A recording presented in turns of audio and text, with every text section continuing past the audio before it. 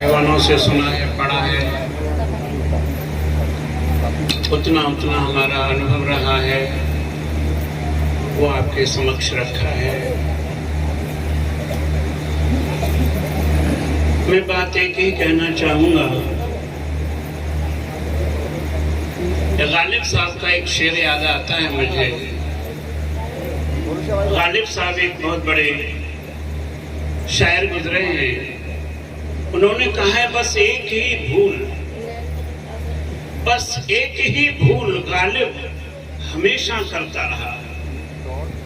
बस एक ही भूल गालिब हमेशा करता रहा। धूल चेहरे पे थी, आईना साफ करता रहा। कुछ हमारी स्थिति ऐसी हो गई है कि अपने चेहरे के दागों को नहीं देखा, केवल आईने को ही साफ करते रहे। तो आइए, मनुष्य जीता है स्वप्न में। या तो अतीत की स्मृतियां हैं उसके पास, या भविष्य की आशा है। हर मनुष्य के अंदर देखें झांक करके आप। मैं कोई किताबी ज्ञान नहीं आपको सुना रहा। अतीत जो बीत गया अब लौट के नहीं आएगा, उसकी चिंता व्यर्थ की चिंता है। उसकी चर्चा में ही समय बीत रहा है। और भविष्य का अभी कोई हमें पता नहीं, आएगा कभी नहीं आएगा। कि कल जो बीत गया वो लौट के आएगा क्या? बिल्कुल नहीं आएगा। आने वाले कल का भी हमें पता नहीं है कि वो आएगा भी या नहीं आएगा। आज मनुष्य की ये वृत्ति है कि अतीत और पास, अतीत और भविष्य, बस इसी में जी रहा है। मैं कहता हूं उस परम का द्वार है वर्तमान। जो वर्तमान में ठहर गया वो स्वयं में ठहर गया, और जो स्वयं से जुड़ गया वो सर्व से जुड़ गया। और जो स्वयं से नहीं जुड़ पाएगा वो किसी से भी नहीं जुड़ पाएगा, किसी से जुड़ ही नहीं सकता है। आज हमारी विडंबना है, हम देखें तने हमारी खोज क्या है, हम क्या तलाश रहे हैं,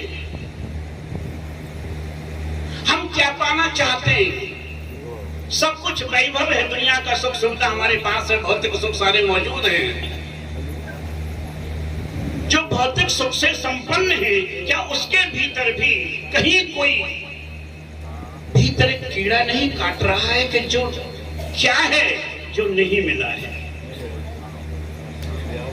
क्या है जो नहीं मिला है? गौतम ने कहा, भिक्षुओं सुनो, मन ही सुख दुख का मूल अहो। जो है उसका करता न मान, जो नहीं मिला तो परेशान। जो हमारे पास है हम उसका कभी मान नहीं करते, कभी गर्व महसूस नहीं करते कि हमें जो मिला है हमारी औकात से ज्यादा मिला है। उसके लिए शिकायत जरूर करते सुनाया सबको कि अरे अभी ये कमी रह गया, अभी ये करना था, अभी ये होना था, ये होना था, ये करना था, वहां पहुंचना था, वहां पहुंचना था। जो है उसका करता न मान। जो तुम्हारे पास है उसको कभी अनुग्रह भाव से देखा क्या? धन्यता के भाव से देखा क्या? ग्रेटिट्यूड के भाव से देखा क्या? कभी नहीं देखा। उसको धन्यवाद नहीं दिए दो शब्द। याद रखो, जो नहीं मिला तो परेशान, जो नहीं मिला उसकी खातिर यदि ज्यादा शोर मचाओगे, जो है वो भी खो जाएगा, तुम व्रत खड़े पछताओगे। याद रखना मेरी बात। ये बातें कुछ जीवन से संबंधित है।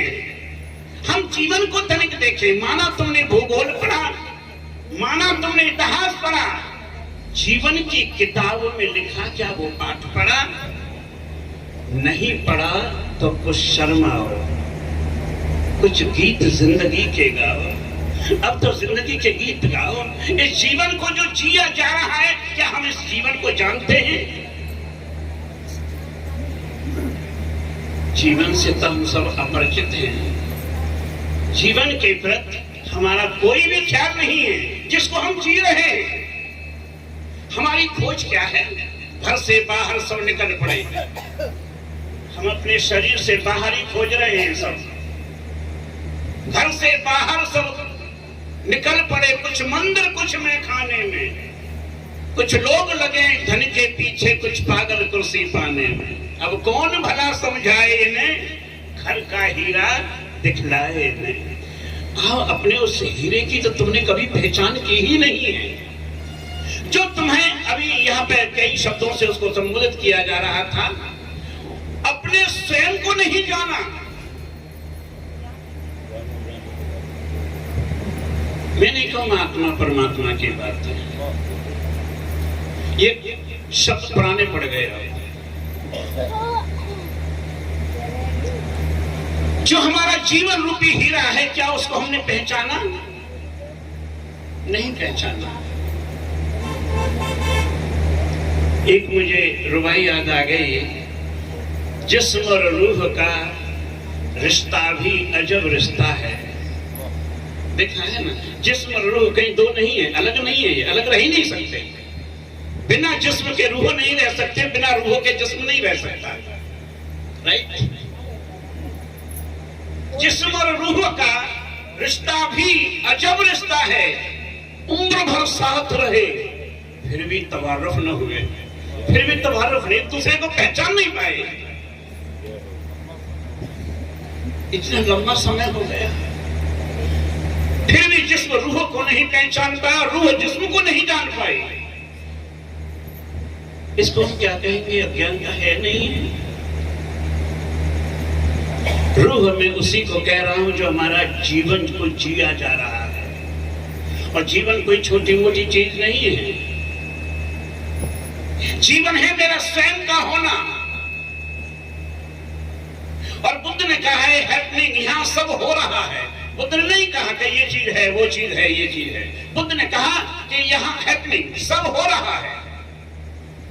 तुम भी हो रहे हो, मैं भी हो रहा हूं, सब हो रहे हैं। है कहने से कहीं विराम लग जाता है, कोई चीज रुक जाती है कहने से कोई चीज विराम लग जाता है, रुक जाती है।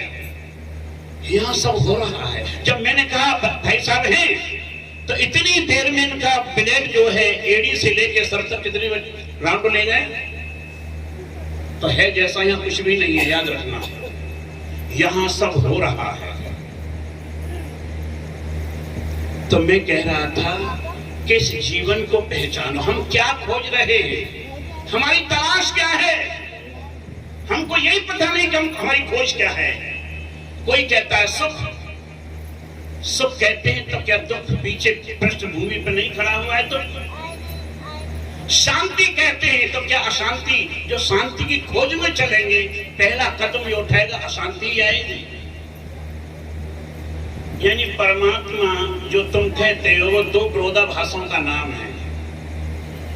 सुख है तो दुख अनिवार्य है, शांति है तो शांति भी है, रात है तो दिन भी है, दिन है तो रात्रि भी है, जीवन है तो मृत्यु भी है। दो विरोधाभासों का नाम है, याद रखना। दो निष्ठाएं हमारी, या तो कर्म की निष्ठा है और एक है ज्ञान की निष्ठा। तो मैं इसी पे थोड़ा सा बोलना चाहूंगा। ज्ञान की निष्ठा हमने समझी नहीं। भगवान तथागत गौतम बुद्ध को संस्मरण में जब लेता हूं तो मुझे एक ही बात आती है, उन्होंने सारे जीवन को दांव पर लगा दिया। किसकी खोज में गए थे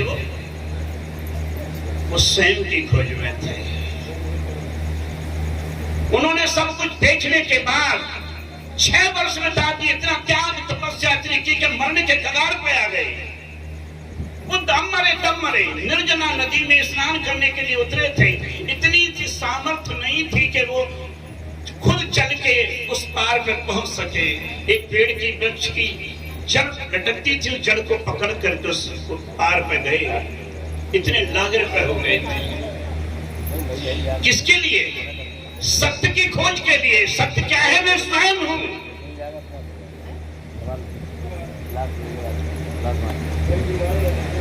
हमारी स्वयं की खोज है। न हम सुख खोज रहे, न हम शांति को खोज रहे, न हम किसी आत्मा को खोज रहे, न परमात्मा को खोज रहे। न हम मृत्यु को खोज रहे, हम क्या खोज रहे हैं? मैं आपसे तरह पूछना चाहूंगा, कोई एक शब्द बता दे कि हम क्या खोज रहे हैं? आनंद। यानी वो एक शब्द है जिसका कोई दूसरा विलोम शब्द नहीं है, और वो है आनंद। चाहे वासना के द्वारा या कामना के द्वारा या कोई इच्छा के द्वारा, इंद्रियों के द्वारा, हम सब आनंद को खोज रहे हैं ना। और वो आनंद वो नहीं जो क्षण मात्र है, शाश्वत आनंद जो सदा सदा ठहरने वाला है। उसके लिए, उस आनंद के लिए अब हम कहते हैं कि उसकी आत्मा आई कि फलानी जगह उतरी, कि यहाँ गई वहां गई, कुछ नहीं। कबीर साहब ने एक शब्द कहा है ना, बड़ा अच्छा है, जो तिरिया सपने सुत खोयो जान के जी अकुलायो। कहती बेहोशी थी, अज्ञानता थी उसकी। जो तिरिया सपने सुत खोयो जान के जी अकुलायो। एक घटना घटी, क्या घटी? जाग पड़ी, केवल जागना घट गया ना। जाग पड़ी पलका पे पायो, ना कहूं गयो न आयो, न कहीं गया था न कहीं से आया है। बस एक जागरण की घटना घट गई। Awareness, total awareness. एक है ऑब्जेक्टिव अवेयरनेस जो हम बाहर की तरफ है हमारा होश, और एक है हमारे भीतर, शरीर के भीतर सब्जेक्टिव अवेयरनेस। और जब दोनों खोज पूरी होती है, तलाश पूरी होती है, तो फिर क्या कहते हैं? Total awareness. यानी जो भी काम करो टोटलिटी के साथ करिए। अभी नाम की चर्चा चली, नाम की भी चर्चा करनी है तो टोटलिटी के साथ करिए। उसको भी कुनकुने मन से मत करिए। हमारी भक्ति, हमारी साधना, हमारी सब ज्ञान की बातें सब कुनकुने मन से हो रही है। पूरी आग चाहिए, आग। वो आग अंगारा दहकता हुआ, अरे वो नहीं है कि हमारे किसी के पास। कबीर साहब एक बड़ा सुंदर शब्द उच्चारण करते हैं, सूझे नहीं आग। आग नहीं सूझ रही उसे, सूझे नहीं आग दबी है राख में। ये जितनी भी तुम्हारी थ्योरेटिकल बातें हैं, थ्योरी है या शास्त्र है, ये सब राख है। सूझे नहीं आग दबी है राख में, स्वाम को यही स्वभाव। सूझे नहीं आग दबी है राख में, राम नाम मुख में, और छुरी दबी है कांख में। यानी भीतर घात, अंदर अंदर घृणा भी मौजूद है हमारे। और तुम याद किया होगा, कभी देखा होगा अपने जीवन को, कि जहां प्रेम है वही घृणा भी साथ साथ पल रही है, साथ साथ पल रही है। वहां पे भी तृष्णा है, ईर्षा है।